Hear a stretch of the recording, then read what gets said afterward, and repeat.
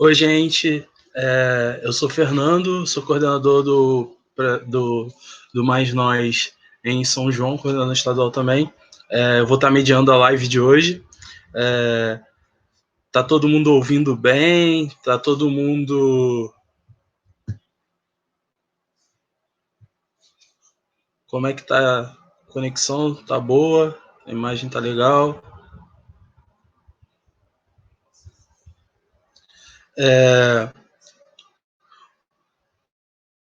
Mais Nós é um movimento social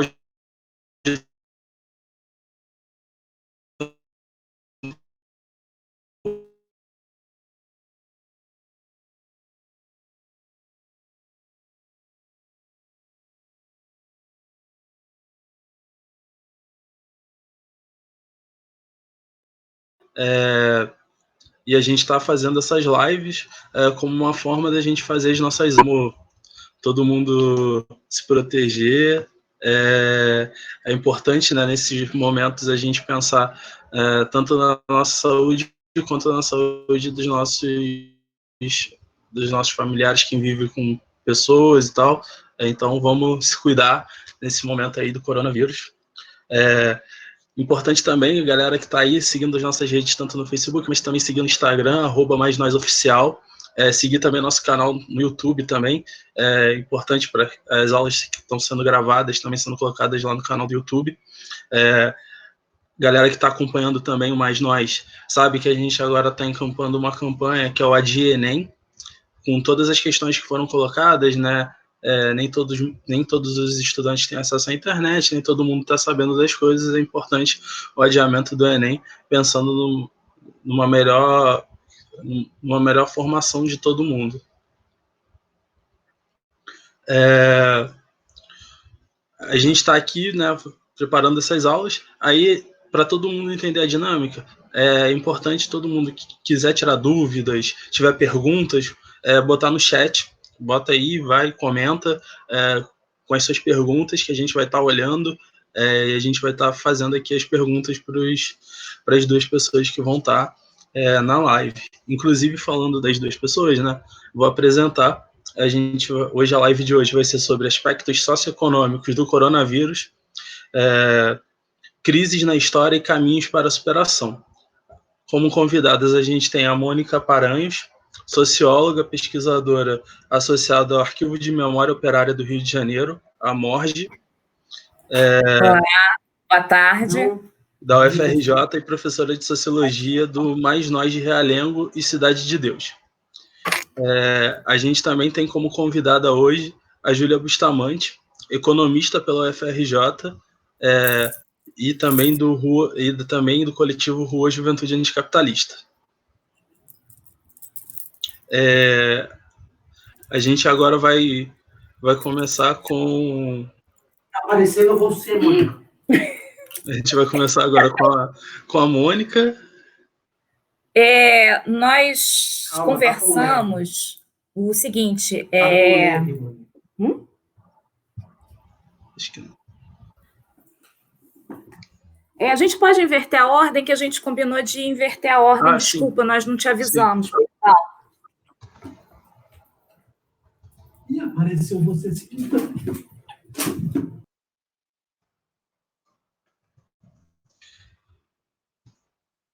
A gente vai começar com a Júlia.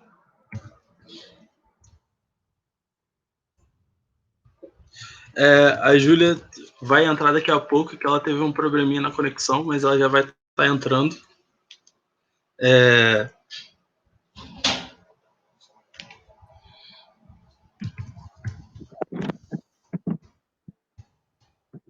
E acho que entrou. Júlia? Oi, tudo bem? Então, a gente vai começar com você, né? Eu tô entrando agora. Entendendo agora o que tá acontecendo. Pode começar, Ju. Já posso ir? Tá bom. Oi, gente, tudo bem? Primeiramente, enfim, tive alguns problemas técnicos, porque meu computador é bastante ruim. Aí tô conseguindo aqui entrar de outro. Bem, imagino que o Fernando tenha explicado um pouco o objetivo da live, o que a gente vai falar. Vou começar um pouco, enfim, fazendo uma introdução, né? Primeiro, eu queria agradecer muito ao convite do Mais Nós. É um projeto que eu apoio, que eu sou super entusiasta. Me chamo Júlia, como já foi falado, faço doutorado em Economia na FRJ, pelo menos estava fazendo antes desse momento de isolamento social. Enfim, vou falar algumas coisas aqui, se tiver numa linguagem que não seja tranquila, que seja meio papo de economista chato, por favor, comentem, e, enfim, também qualquer dúvida, qualquer coisa, fico disponível aí para ajudar. Eu pensei que para a gente analisar essa pandemia, né, do ponto de vista social e econômico, a gente precisa trabalhar alguns conceitos que são, inclusive, conceitos, né, que a gente lida nesse contexto de Enem, nesse contexto de vestibular. Né? A gente precisa entender um pouco, para ir além das questões biológicas, né, do que é esse vírus e tal, para ir para essas questões sociais, entender o que é o capitalismo, entender minimamente o que é economia. Acho que é importante a gente entender o que é PIB, o que é neoliberalismo, o que é globalização, porque são várias coisas que contribuem, né, para como essa pandemia que originou de uma mutação, de um vírus, de um fator biológico, quais as características ela assume, né, ao colidir com a nossa sociedade. Se a nossa sociedade fosse diferente, esse mesmo evento biológico teria consequências, teria, enfim, desdobramentos muito diferentes. Então, eu queria começar falando sobre isso, porque se de alguma forma o contágio, né, ele é democrático, né, o príncipe da Inglaterra pegou o Covid-19, né, tem várias pessoas das elites que pegaram, com certeza, né, a cura, o acesso à cura, ela não é democrática, porque ela acontece dentro desse nosso sistema, né, que já existia antes desse evento. E aí, como outras doenças que aconteceram, né, como outras epidemias que já aconteceram em sociedades de classe, a forma como essa sociedade vai tratar com elas reproduz desigualdades que já têm a ver com esse sistema. Hoje, cerca de 1/3 da população está em alguma medida de isolamento, né? E aí a gente tem ouvido alguns dos nossos, enfim, governantes, algumas pessoas importantes falando que a gente tem que escolher entre economia ou saúde, né? Entre a economia ou a vida das pessoas. Então, o que eu queria tratar agora um pouco é de responder essa pergunta, né? É necessário escolher entre salvar a economia ou salvar a vida das pessoas? Será que é isso mesmo? E para isso a gente precisa entender justamente o que é um pouco o capitalismo, né? Imagino que todo mundo já sabe mais ou menos que é o sistema que a gente vive, mas ele é um sistema que vem do fim, né, da crise do feudalismo, que, enfim, tem vários fatores possíveis de se explicar, mas eu acho que a gente poderia dizer que o capitalismo ele é um sistema baseado na propriedade privada, em especial na propriedade privada dos meios de produção, né, em que a sociabilidade, em que as trocas entre os indivíduos, ela se dá pela troca de mercadorias, ela é mediada por mercadorias, por coisas. Enfim, então os indivíduos se relacionam, intercambiam através de um intercâmbio de coisas. E nessa sociedade, né, no capitalismo, tem a propriedade privada, então a gente poderia dividir essa sociedade em classes. Uma dessas classes ela é proprietária, né, são os donos dos meios de produção, são o que a gente chama dos capitalistas, e os outros não são proprietários, né? Esses não proprietários vivem do seu trabalho, eles vendem sua força de trabalho e, com isso, eles ganham seu meio de sobrevivência. E é isso que a gente está vendo agora, né? Quando a gente não consegue vender a nossa força de trabalho, quando a gente não consegue ter um emprego, a gente não recebe e a gente não tem com o que se manter. Enfim. E aí, partindo dessa compreensão um pouco do capitalismo, entender um pouco o que é a economia dentro disso, né? A gente ouve muito falar de economia no jornal, assim, tipo, vem os gráficos, subiu tanto, caiu tanto, a bolsa fechou, o dólar, coisas que parecem muito confusas. Mas eu queria tentar também simplificar um pouco o que a gente entende por economia. Economia não é uma coisa maluca, que a gente nunca vai entender, que é muito distante da gente, que alguém fala se o mercado está feliz, se o mercado está triste, e a gente tem que aceitar. A economia ela tem um caráter técnico, né, óbvio, como a gente produz as coisas, etc. Isso tem a ver com as ciências naturais, tem a ver com as ciências técnicas. Isso já vai muito mais para um campo de engenharia, de química, de coisas muito nesse sentido. Mas tem um aspecto social, né? A economia ela vai olhar para esse aspecto social da produção, mais até do que para o aspecto técnico, para essa interação, né? A economia, então, ela analisa esse aspecto social da produção, como essas relações de produção elas se configuram. Então é isso, a economia ela vai analisar como a gente, como pessoas, como uma sociedade, produz coisas, produz riqueza material, né? Produz um trigo, produz um arroz, produz um pão, produz um carro, produz uma TV de plasma, e como ela distribui esses bens. Então, é uma produção e distribuição. E aí, enfim, a partir disso, né, de entender a economia, a gente vai entender também que a economia ela atravessa crises periódicas. A gente está ouvindo muito agora que a gente está numa crise, né? Estamos vivendo uma crise, estamos vivendo uma crise. Mas a gente já ouviu isso antes, né? O capitalismo, a gente estuda muito a crise de 29, a gente viveu uma crise em 2008. Então, uma crise não é um fenômeno, não é uma coisa que acontece, assim, não é uma coisa, não é uma novidade, é uma coisa própria do sistema capitalista. E elas têm especificidades, cada crise é uma crise. Né? Essa crise que a gente está vivendo, ela teve origem a partir dessa questão, né, do Covid, dessa pandemia, mas essa pandemia, esse vírus, ele encontra um mundo humano, que já está sofrendo as consequências de uma outra crise, né? Da crise de 2008. Então, o mundo não estava totalmente recuperado economicamente da crise anterior. Então, acho que isso é importante a gente pontuar também. E as medidas que a gente tem hoje para lidar com essa crise sanitária, elas são medidas de isolamento, né, de distanciamento social. É isso hoje que a OMS reconhece.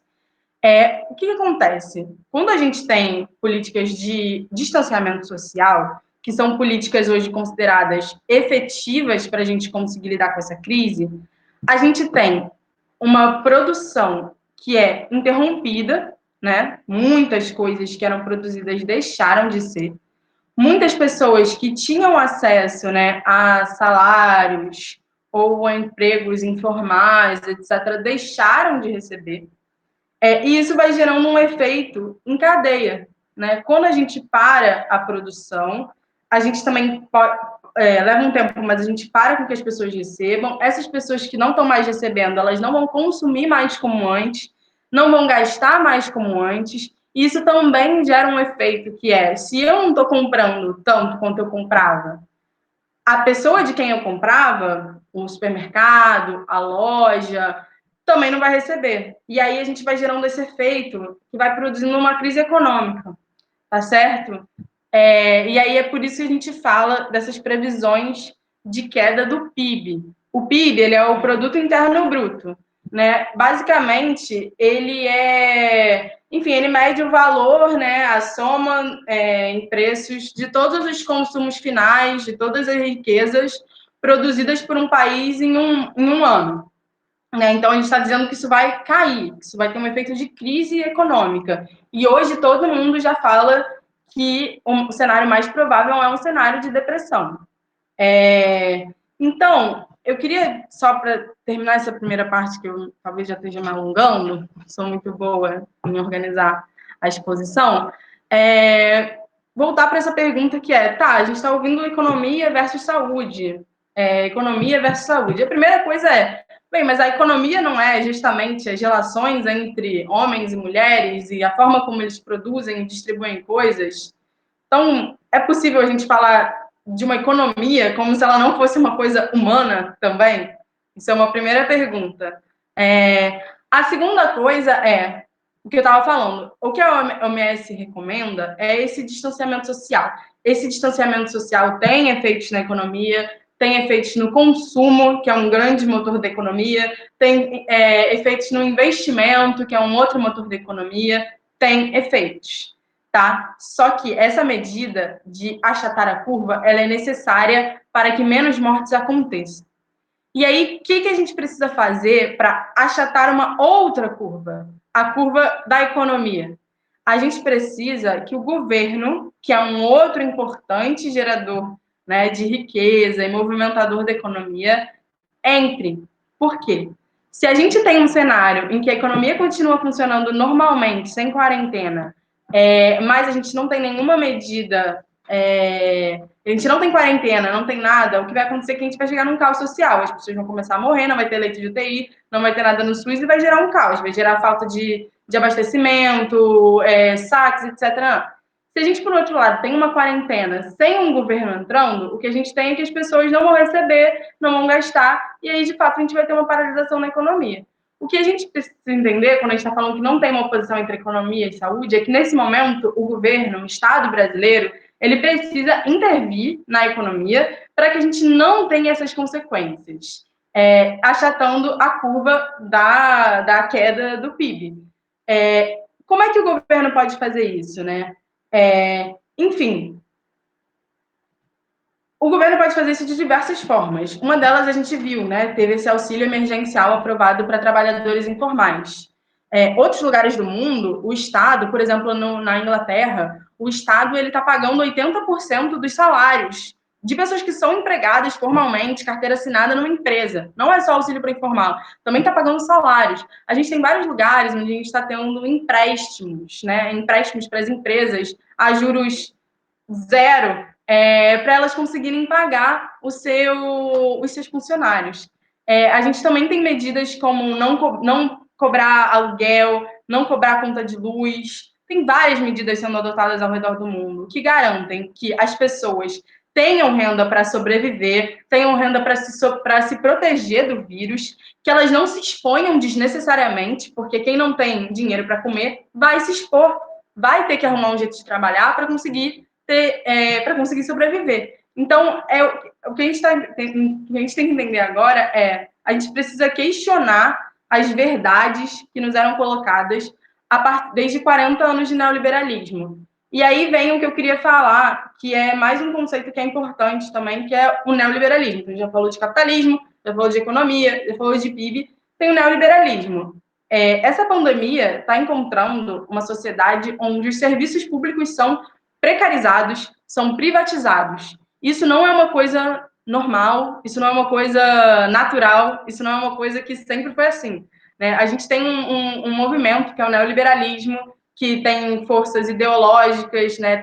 Um conjunto de ideias, de práticas políticas, né? De receitas, de práticas governamentais que foram aplicadas desde os anos 70. E o neoliberalismo, ele faz com que hoje a gente tenha uma pandemia que afeta muito mais, né, o conjunto da população. Porque hoje, se o Covid-19, né, e essa pandemia encontra um SUS precarizado, mas assim, serviços públicos de saúde precarizados no mundo inteiro, serviços públicos de saúde privatizados no mundo inteiro, pouco investimento em ciência e tecnologia, pouca produção de conhecimento voltada para áreas que não dão tanto lucro. Então, hoje a gente tem muita produção de tecnologia na área de cosméticos, na área de curas, e pouco na área de prevenção, pouco na área de outras coisas que não dão tanto lucro, né? E aí eu acho que é importante a gente entender isso.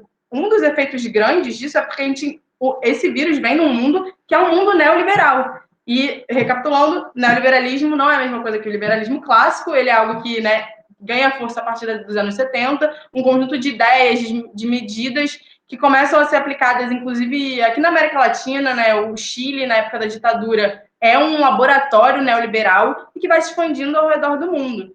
E que mesmo com alguns governos progressistas que existiram, essa rota de precarização, de privatização, né, ela não foi revertida. E eu acho que é muito importante a gente entender isso, porque se a gente tivesse a mesma questão natural, a mesma questão biológica, no mundo onde o serviço de saúde fosse estruturado de outra forma, onde os profissionais de saúde fossem valorizados de outra forma, os efeitos sociais, os efeitos de saúde pública seriam outros, né? Isso não tem nada de natural, não tem nada de biológico nisso. Enfim, as pessoas já faziam críticas, para eu ir terminando, as pessoas já faziam críticas ao neoliberalismo, né, como um sistema que aprofunda desigualdades sociais, que aprofunda a precarização do trabalho, que acaba com direitos trabalhistas, né, o que a gente chama de flexibilização das leis trabalhistas, que prega que o Estado não tem que intervir, que o Estado não tem que atuar na economia. Isso gerou uma série de privatizações e precarização dos serviços públicos, como eu falei. Aqui no Brasil, a gente tem uma coisa muito importante nisso, que é em 2016, eu acho, alguém me corrige, ou 2015, foi aprovada a Emenda Constitucional 95, a Emenda Constitucional 95 do teto de gastos. Ela fez com que só no ano passado, só em 2019, a saúde brasileira perdesse 20 bilhões de reais. 20 bilhões de reais em um ano que foi perdido por causa da PEC do teto de gastos. Então, isso é algo que a gente precisa reverter. Hoje, a gente precisa ter um Estado que gaste, que emita, que gaste o quanto for necessário para a gente não ter uma situação de crise econômica pior, de pobreza, de aumento de desigualdade, de aumento, enfim, de mortes da nossa população.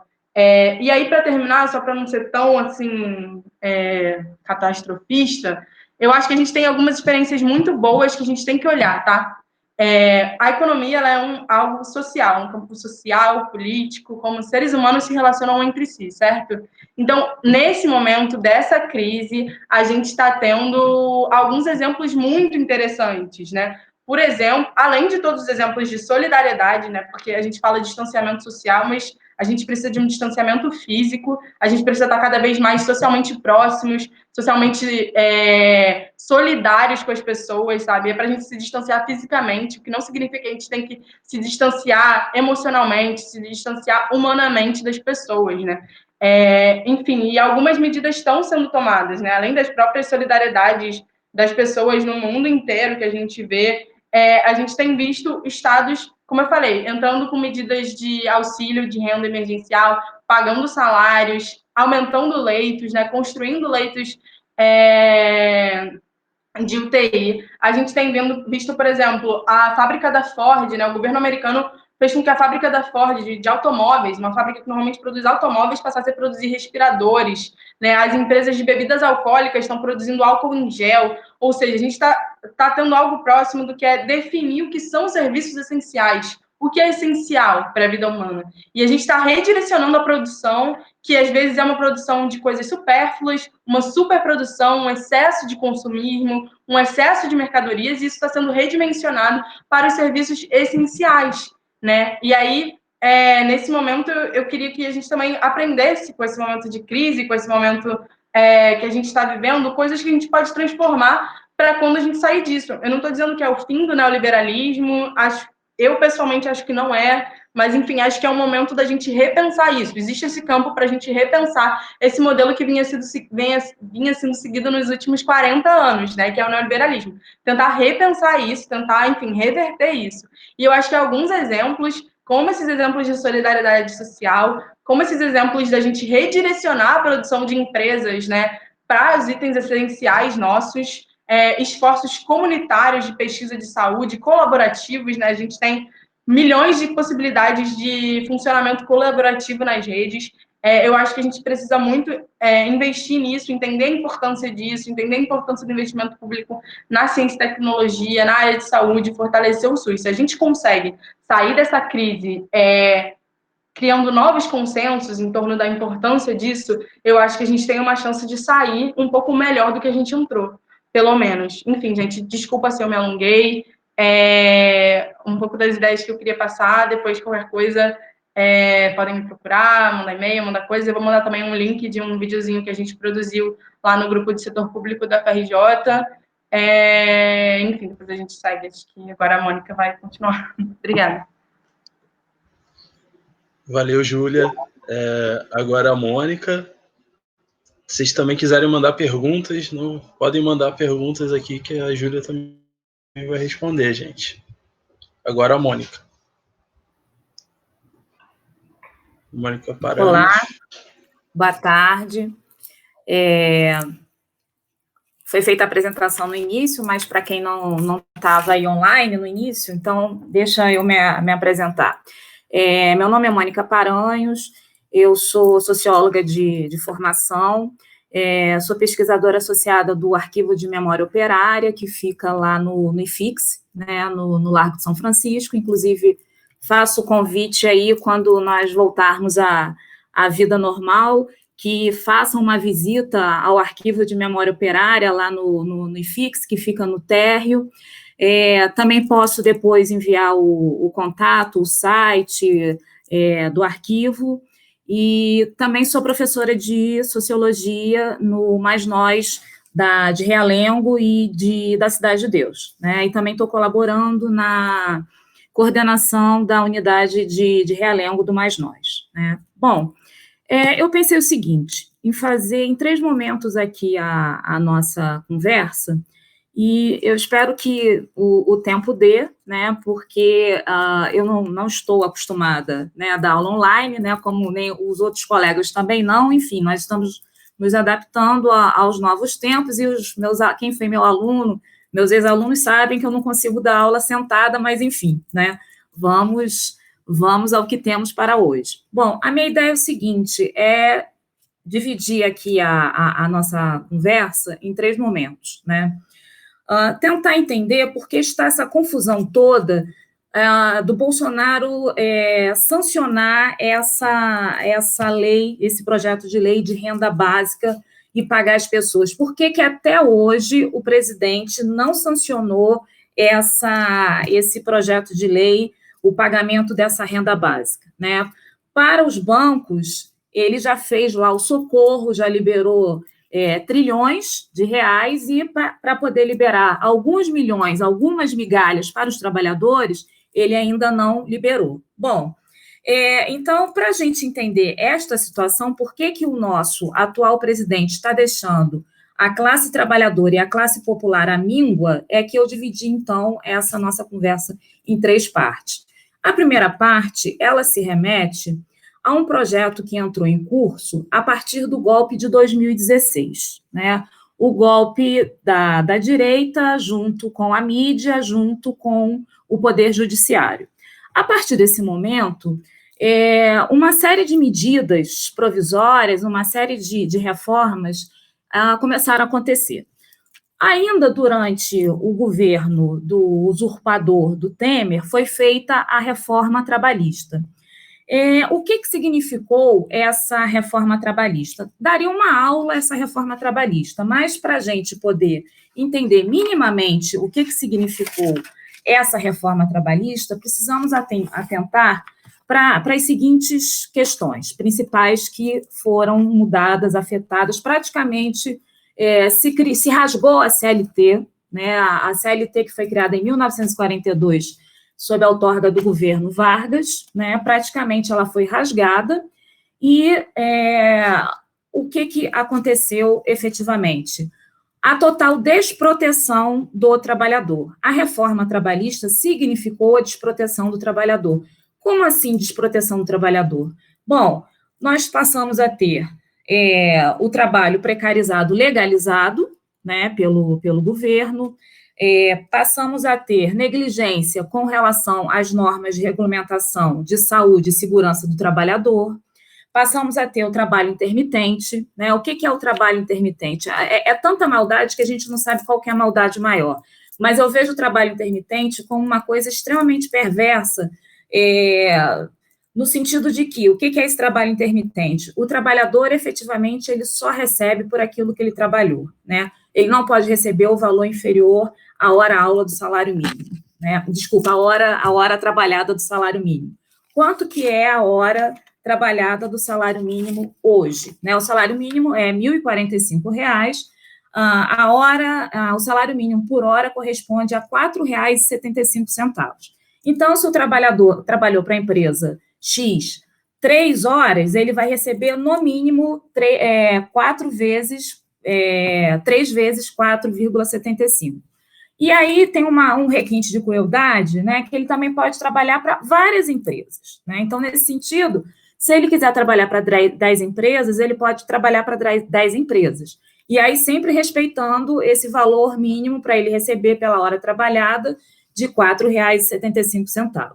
Bom, além da questão do trabalho intermitente, o que a reforma trabalhista ela fez, né? Ela fragilizou o movimento sindical. De que forma que ela fragilizou o movimento sindical?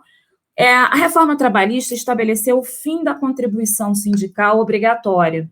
Essa contribuição sindical obrigatória, ela ajudava na manutenção dos sindicatos.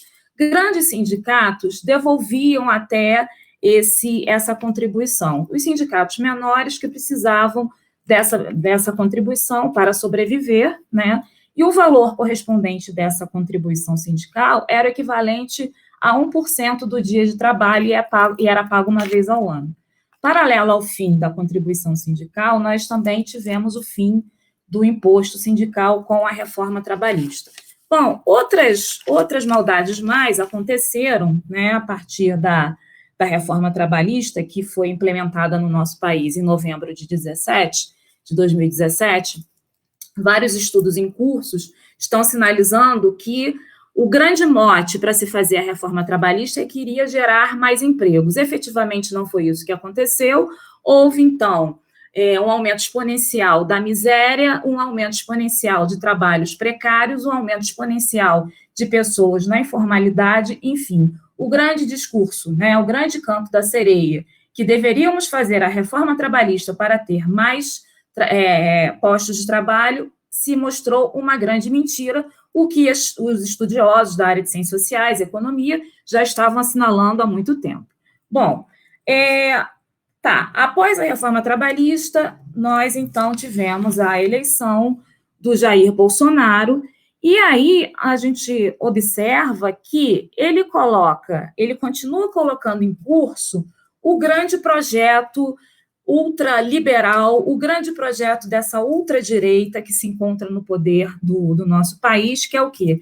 Destruir a classe trabalhadora, destruir os mais pobres. Então, esse é o grande projeto que está em curso no nosso país, ou seja, né, redução de direitos, aniquilamento da classe trabalhadora. Os sindicatos já se mostraram fragilizados a partir do momento em que se atacou a sustentação financeira dos sindicatos, né? Bom, então, muito simbólico a gente ter como primeira medida provisória do Jair Bolsonaro a extinção do Ministério do Trabalho. Então, a primeira medida provisória que o Bolsonaro canetou no seu governo foi a extinção do Ministério do Trabalho. Como assim a extinção do Ministério do Trabalho? Como é que os trabalhadores vão, então, se locomover diante desse cenário? É choro e ranger de dentes, mas nós tivemos reações, sim, dos trabalhadores, mesmo diante desse cenário terrível, adverso, duro. Nós tivemos uma grande greve dos petroleiros esse ano, em fevereiro. Os petroleiros se mantiveram 20 dias em greve, a primeira grande greve feita durante o governo Bolsonaro. Então, nós observamos que existe, sim, uma reação dos movimentos sociais, uma reação, sim, dos trabalhadores para não se calar diante de tanta arbitrariedade, de tanta falta de sensibilidade do governante que está em Brasília atualmente. Bom, ao extinguir o Ministério do Trabalho, o que vai acontecer, né? Quais são as consequências da extinção do Ministério do Trabalho? O que está sendo sinalizado, né, quando ele vai e extingue o Ministério do Trabalho? Simplesmente ele está sinalizando que ele não considera os trabalhadores como parte do desenvolvimento econômico do país, e muito menos ele está preocupado, né, o governo federal, em reduzir a desigualdade ou a imobilidade social. Então, quando você tem um governo que extingue o Ministério do Trabalho, o que a gente pode perceber? E o detalhe que, ao extinguir o Ministério do Trabalho, o governo foi contra a Convenção 144 da Organização Internacional do Trabalho, que a Organização Internacional do Trabalho tem uma série de convenções que protegem o trabalhador. E o Brasil é signatário de alguma dessas convenções. E a Convenção 144, que trata de consultas tripartites, o que são as consultas tripartites?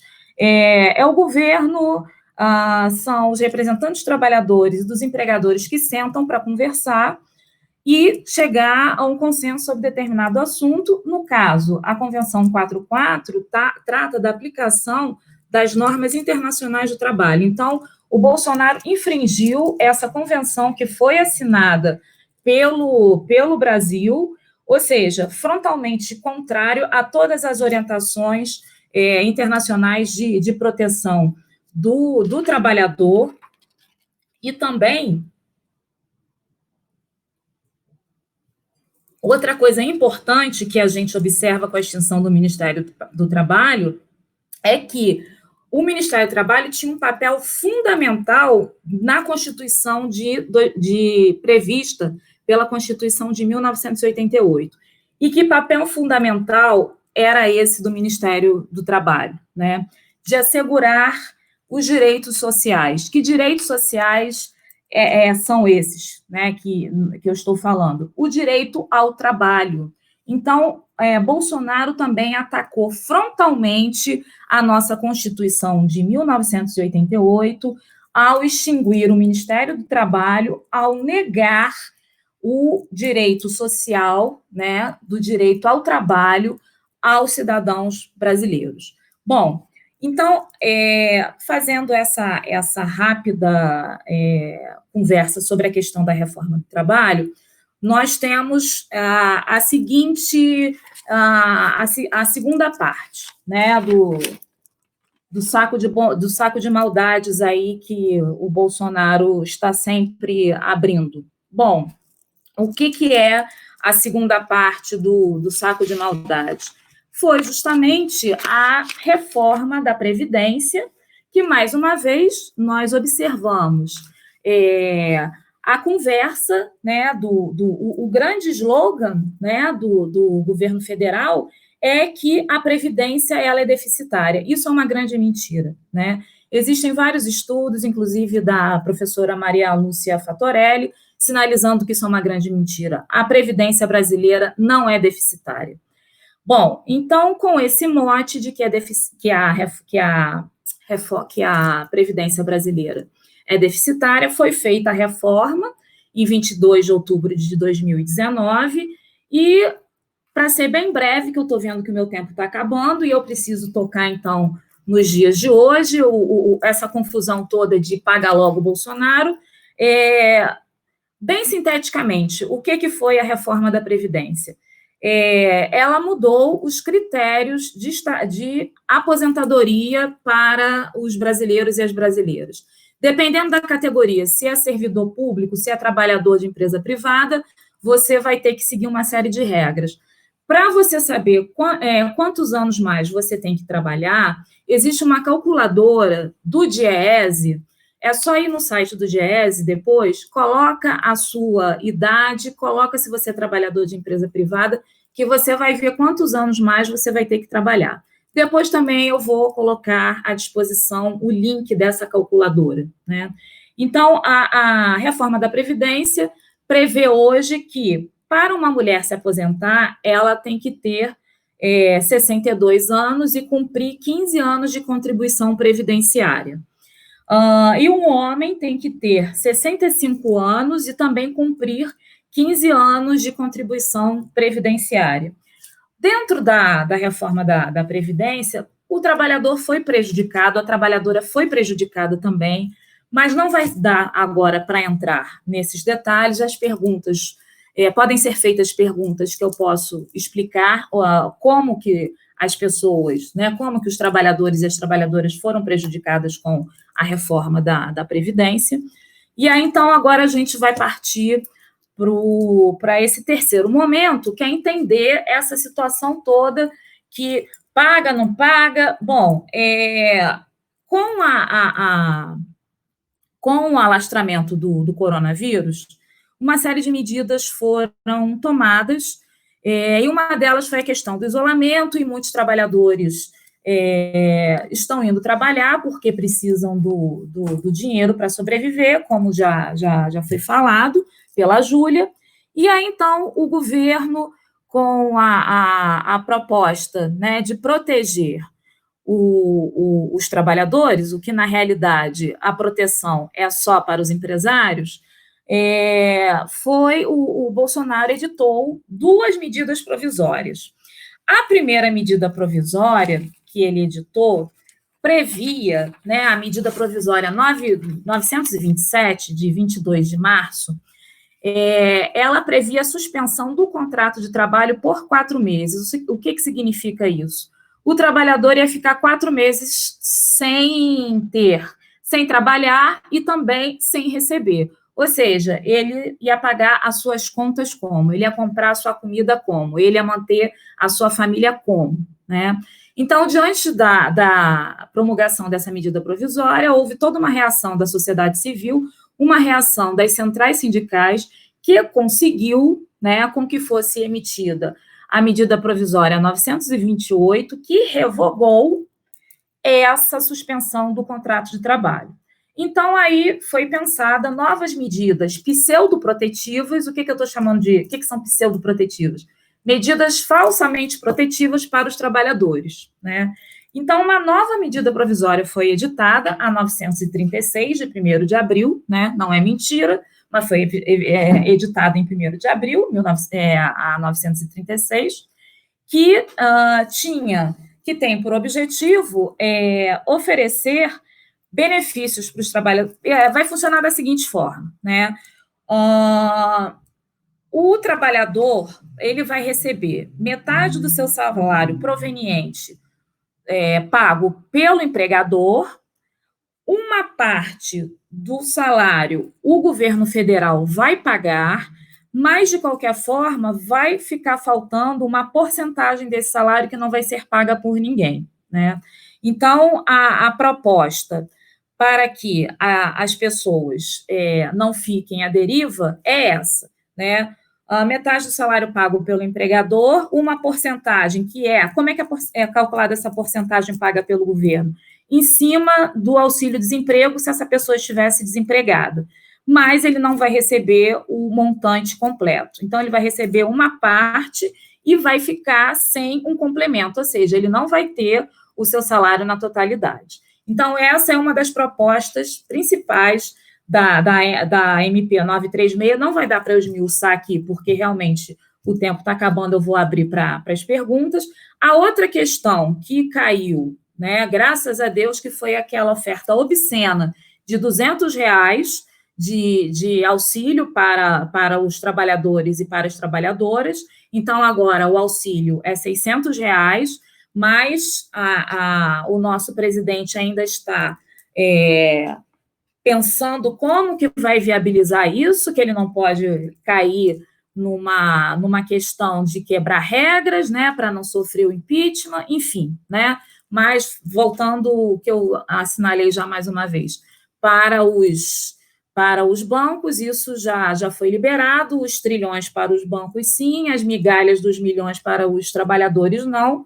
Então, agora a gente tem a expectativa que essa semana o Bolsonaro assine, então, o projeto de lei 1066, que é justamente o projeto da renda básica emergencial, né?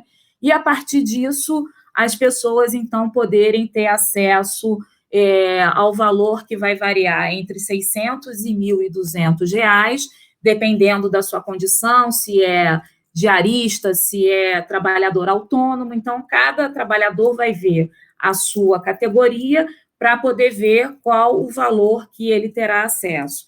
Então, o que a gente tem assistido aí nos jornais, né, da televisão, a grande guerra, paga, não paga, paga logo, é justamente isso. Mais uma vez, esse governo sinalizando que ele não está preocupado em incluir o trabalhador dentro do desenvolvimento econômico, muito menos reduzir desigualdade, né? Então, isso, mais uma vez, está sendo mostrado claramente por essa atitude insensível do presidente ainda não ter sancionado o projeto de lei da renda básica emergencial. Eu vou ficando por aqui, porque eu sei que não deu tempo de abarcar todas as questões, porque são tantas questões a serem abarcadas, que vamos abrir, então, para as dúvidas das pessoas que estão nos escutando, e me coloco à disposição, então, para tirar, para sanar, para dirimir as dúvidas que possam aparecer.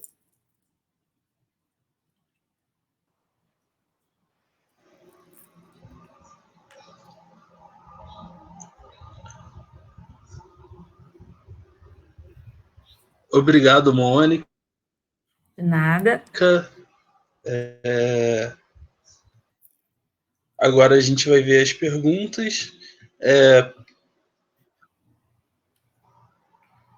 Por enquanto, a gente só teve um apontamento, que foi da Marília Marinho, que ela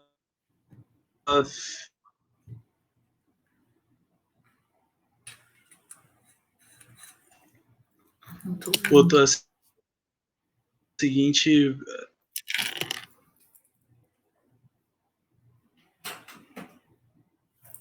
havia passado presidente que nos faça explicitar a versão das pessoas minimamente sensatas, nem o Collor tinha conseguido isso. Foi só uma indicação da Marília, acho que falando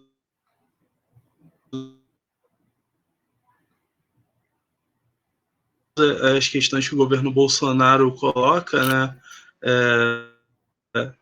Acho que a Mônica falou um pouco, né, sobre todos os passos, né, até a presidência, Júlia também.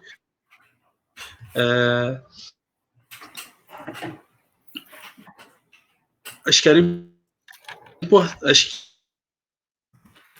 que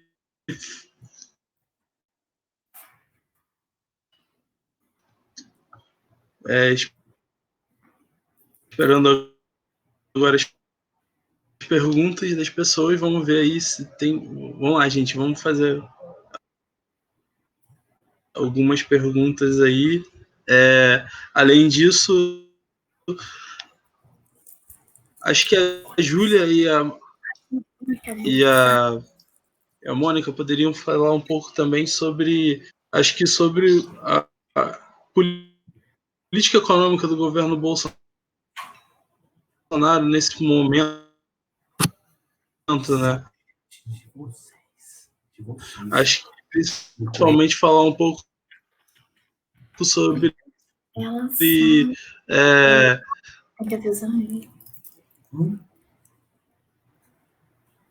a questão do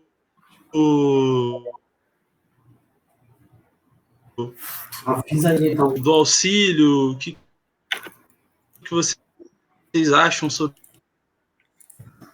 isso? Acho que só para a gente iniciar o papo, para as pessoas também darem tempo das pessoas fazerem perguntas também.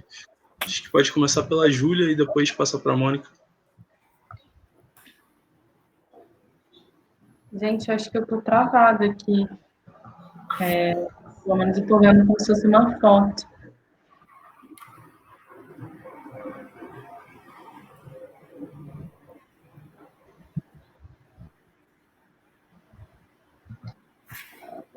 Você está me ouvindo? Vocês estão me ouvindo?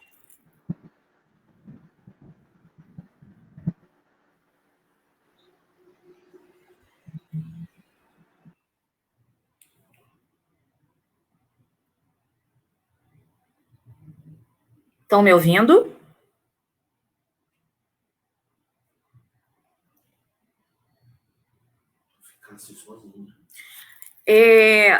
a colocação, né, que foi feita pela Marília, né, que ela acha que desde a ditadura não havia passado um presidente que nos faça explicitar tão fortemente nossa indignação, nossa aversão.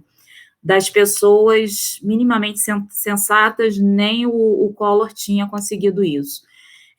É justamente essa questão, né, que eu tinha sinalizado para vocês. O projeto dele é justamente aniquilar as classes populares, é aniquilar os trabalhadores.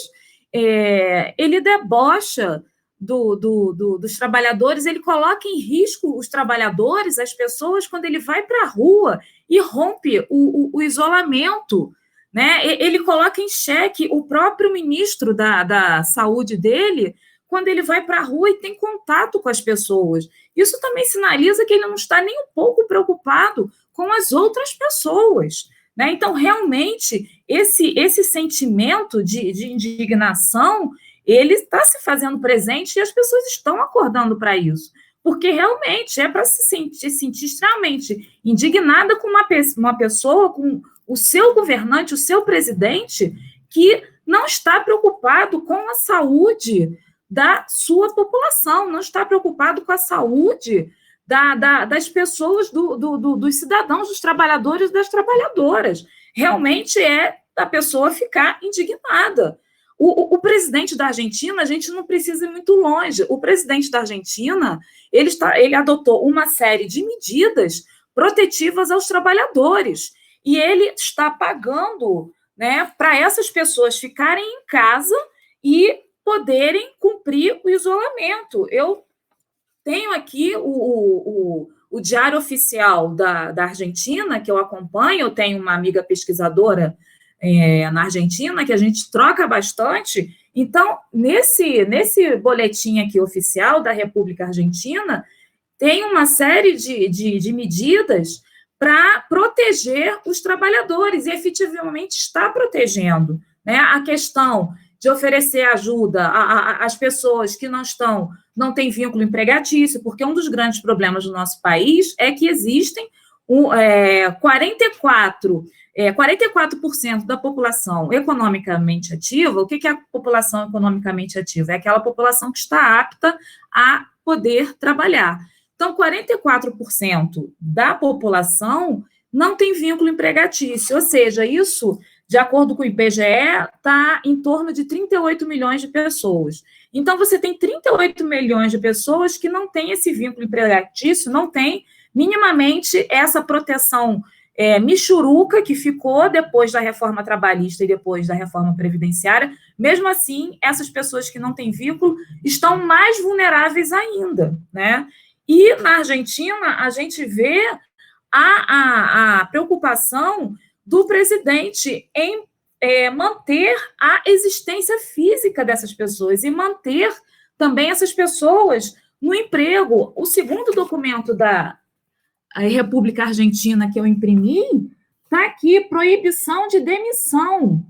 Enquanto o nosso presidente, ele suspende o contrato de trabalho. Na Argentina, tem proibição de demissão. E vale a pena aqui a gente falar que a economia argentina está quebrada, muito quebrada em relação à nossa. Depois do período macrista, né, do governo Macri de 4 anos, que quase arrasou com a Argentina, fez terra arrasada na Argentina, mesmo com isso, o presidente argentino está fazendo frente com relação aos trabalhadores. Então, a gente tem que ter em mente que não é vontade política do Bolsonaro em proteger os nossos trabalhadores. Agora eu passo a palavra para a Júlia, então, também se colocar. E aí a gente, para perceber, né, a Júlia deu o exemplo dos Estados Unidos, né, o que os Estados Unidos está fazendo, que se apoderou, existe uma lei, né, nos Estados Unidos que permite os Estados Unidos se apoderar lá da fábrica da GM para, então, fazer com que o pare de produzir carro e vai fazer o respirador. Aí, nessas horas, né, o neoliberalismo adora a intervenção do Estado, adora, né? Quando o banco está quebrado, adora receber dinheiro. E o que a gente vê? a intervenção, então, dos Estados Unidos nessa fábrica para poder reverter a crise, porque a crise é o capitalismo. Então, só para passar a bola para a Júlia, é isso que a gente tem que ter em conta, né? Que o nosso presidente não quer proteger, não tem vontade política de proteger os trabalhadores diante do caos da pandemia do coronavírus. Ele quer que todo mundo morra. É isso que está acontecendo no Brasil. Um genocídio da população brasileira, um genocídio dos pobres, dos negros, das mulheres. E o coronavírus atinge mais os vulneráveis. Atinge, sim, a população negra, as mulheres, a população periférica. É isso que está acontecendo no nosso país. Um genocídio com a anuência do governo federal. Isso eu vou passar a palavra para a Júlia. Oi, gente. Enfrentando problemas técnicos de novo. Obrigada, Mônica, por sua contribuição. Eu acho que...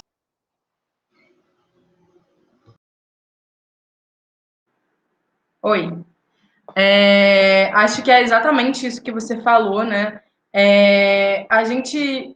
É isso, esse vírus, ele encontra um mundo que já era um mundo de ampliação de desigualdades, né? Um governo aqui no nosso país que era um governo que já adotava políticas ultraliberais, políticas de precarização da nossa vida, de precarização da vida dos trabalhadores e das trabalhadoras no nosso país.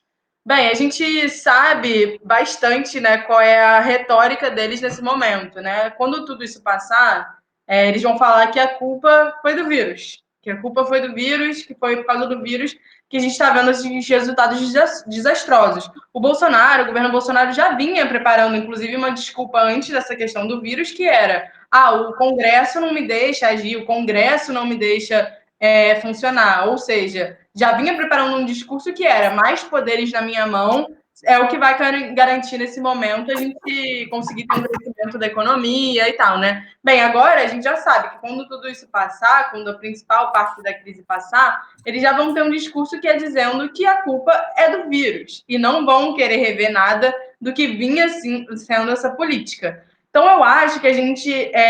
Enfim, só para vocês terem uma noção, né? Como eu falei, a maioria da maioria dos países onde tem governos de direita, governos neoliberais, assim, não estão se portando que nem o Paulo Guedes está se portando, que nem o Bolsonaro está se portando. Para vocês terem uma noção, existem estimativas, sei lá, de uma queda de 10% do PIB. O que o governo brasileiro hoje se propõe a gastar não chega a 2% do PIB, entendeu? Os Estados Unidos estão gastando 12% do PIB deles. Essa relativamente, proporcionalmente, não é nem em números, né? Mas, assim, em números relativos, eles estão gastando 6 vezes mais do que a gente em termos do que é o PIB. O Estado brasileiro, ele é um Estado soberano, ele é um Estado que imprime sua própria moeda, né? Então, a gente poderia estar aqui fazendo uma política fiscal muito mais ativa, fazendo uma política monetária muito melhor, enfim, do que tem sido feito por um governo que não se desapega dos dogmas liberais e que são, né, decisões que vão custar a vida de milhões de pessoas. Então, eu acho que a gente, enquanto pessoas críticas, pessoas que estão aprendendo, lendo o mundo de um olhar, né, crítico, a gente tem que se colocar algumas tarefas assim nesse momento, né, que é a gente conseguir entender que a culpa não é do vírus, que as coisas não precisam ser lidadas dessa forma, que as opções que o nosso governo tem tomado apontam para não para um desastre natural, mas para um desastre político, que é uma opção das pessoas que estão hoje conduzindo o nosso país e que não precisa ser assim. Então, a Mônica citou uma série de questões que a gente poderia, né, abordar aqui, que estão sendo feitas e que não deveriam ser feitas, outras que deveriam ser feitas, e eu acho que a gente precisa, enfim, ter isso em mente nesse momento, que a gente pode reconstruir algo diferente a partir dessa crise, né? E que, sim, é fundamental que hoje o governo entre garantindo a renda das famílias, garantindo a solvência das famílias. Isso é fundamental, porque senão a gente pode enfrentar uma crise econômica que deixa a crise de 2008, que deixa a crise de 29,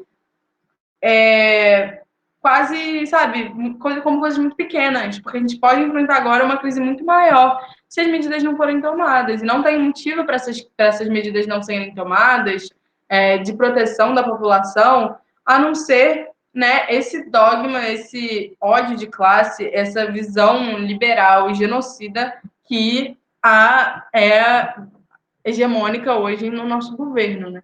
Então, enfim, desculpa, gente, eu fiquei um pouco confusa ali porque eu caí, mas acho que era isso, assim, queria falar.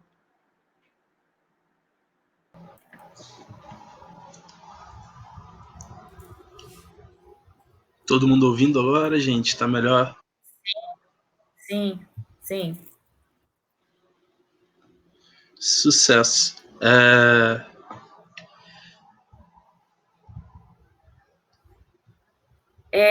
Eu posso indicar um filme antes da gente terminar? Sim, acho que sim. Acho que pode indicar, Mônica.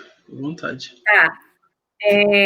Tem um filme, Meu Nome é Joey, não sei, que é do Ken Loach, que é um cineasta britânico maravilhoso. Ele faz filmes com essa temática de trabalhadores, questões sociais. Eu acho que o Meu Nome é Joe, acho que já está disponível aí, se a gente jogar na internet, eu acho que consegue ver. E o interessante é que mostra, né, é a história de um senhor, né, que ele está precisando de um benefício, né, da Previdência lá britânica, e ele tem que enfrentar uma série de situações para ter esse benefício. E aí você observa o quão pauperizada também está a classe trabalhadora na Europa. A gente acha que é só no nosso país, mas não. A Europa também está com uma classe trabalhadora extremamente pauperizada. E Inglaterra, berço da Revolução Industrial, e a gente observando o modo como as pessoas estão vivendo. É uma coisa de deixar qualquer pessoa indignada. Nós temos que pensar um novo modo de viver. Então, fica a indicação do Meu Nome é Joe e de todos os outros filmes do Ken Loach. Tem o último aí que eu não tive a oportunidade de ver, que aí o coronavírus veio, me prendeu em casa, que me disseram que é sobre a questão da uberização do trabalho das pessoas, enfim.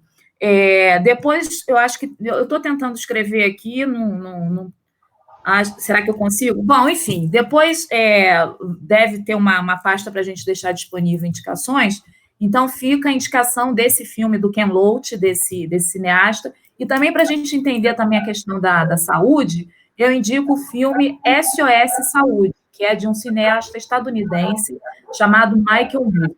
A pessoa vai entender muito bem o que significa, né, a saúde privatizada. Se você não tem dinheiro, te tiram do hospital e te deixam na rua e você morre, como nós observamos nesses últimos dias, os sem-teto dormindo na rua, enquanto os quartos nos Estados Unidos vazios, tá? Então, fica também a indicação desse filme SOS Saúde, do cineasta estadunidense Michael Moore. Chegou uma pergunta que é da Tainá Dutra. Como vocês avaliam essas medidas se aplicadas à população carcerária? Porque sinto que essa visão hegemônica e genocida sempre se aplica a tal população.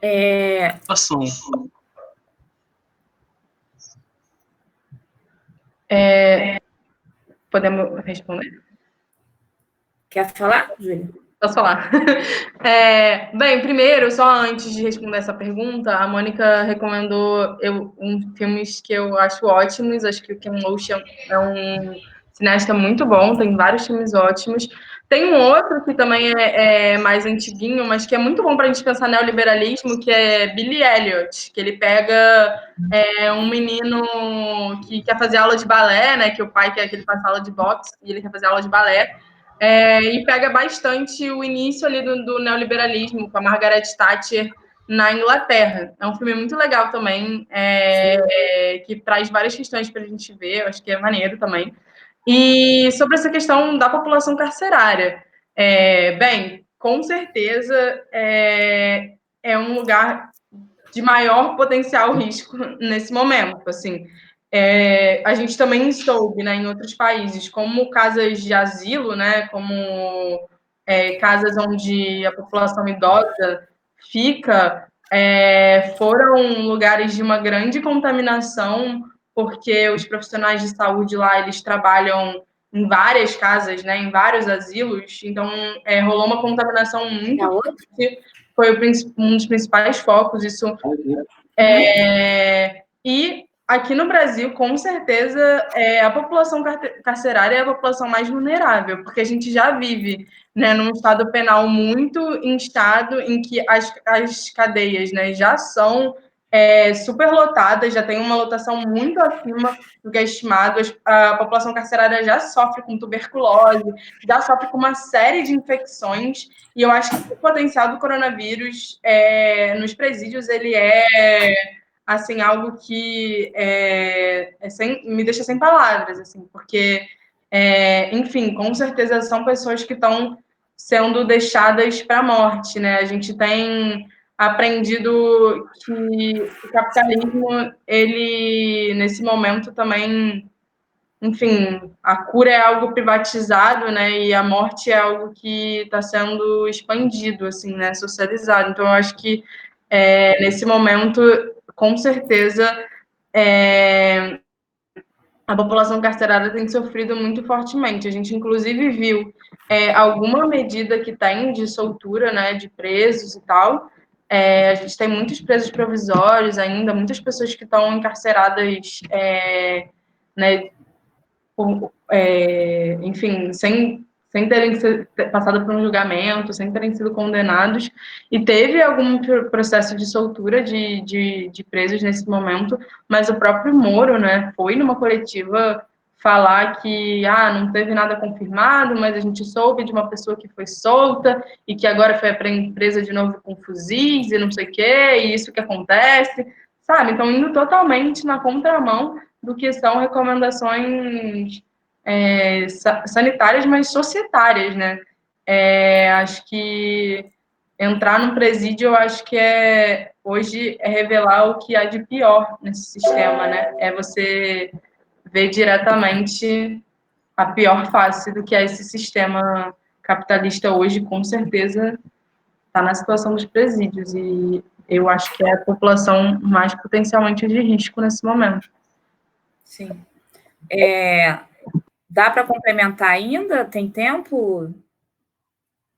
Acho que sim, né? Ninguém falou nada, então, se cortarem. Complementando, né, o que a gente observa? Assim como o Moro indagou que soltou um preso, né, e ele pegou em armas, eu também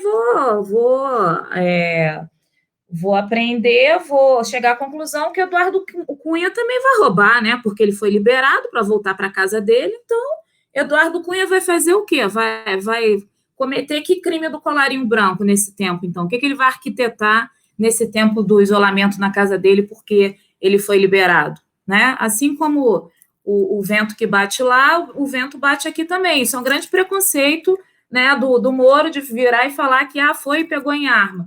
E os presos que cometeram crime do colarinho branco foram liberados, eles vão ficar fazendo o quê em casa? Matutando outros crimes do colarinho branco? Bom, para a gente pensar a questão do sistema penitenciário, tem um filme chamado Justiça, de uma cineasta brasileira chamada Augusta Ramos, a mesma cineasta do filme O Processo, né, que é sobre o impeachment que a Dilma sofreu, né, o impeachment, que é uma coisa que realmente não teve fundamento, é o que a gente chama de lawfare, quando a política, quando o jurídico está a favor da política, fazendo o jogo sujo de incriminar as pessoas sem efetivamente essas pessoas terem feito nada, né? Então, nós temos esse filme chamado Justiça, que mostra, né, o raio-x desse sistema penitenciário. Quem são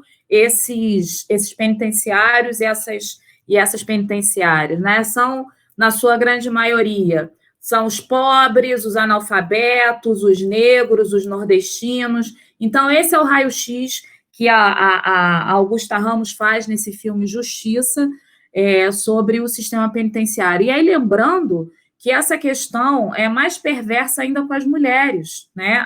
As mulheres, dentro desse sistema penitenciário, ainda sofrem mais ainda que os homens, né? As mulheres dentro do sistema penitenciário não têm acesso aos itens de higiene, né? Da sua higiene, né? O acesso ao absorvente quando ela está menstruada. Ela recebe um absorvente para o período menstrual inteiro dela, né? Isso é um exemplo das várias barbaridades que as mulheres sofrem dentro do sistema prisional, né? Então, a gente observa que as mulheres sofrem tanto aqui fora, né, quanto dentro do sistema penal também existe, né, uma cota, existe mais sofrimento ainda imposto às mulheres, mesmo essas mulheres estando encarceradas, elas também sofrem punições e sanções. Nós, mulheres, né, temos que ser sempre guerreiras, porque o patriarcado está sempre querendo, né, nos manter presas e caladas, mas nós não ficaremos presas nem caladas em casa. Mais alguma pergunta?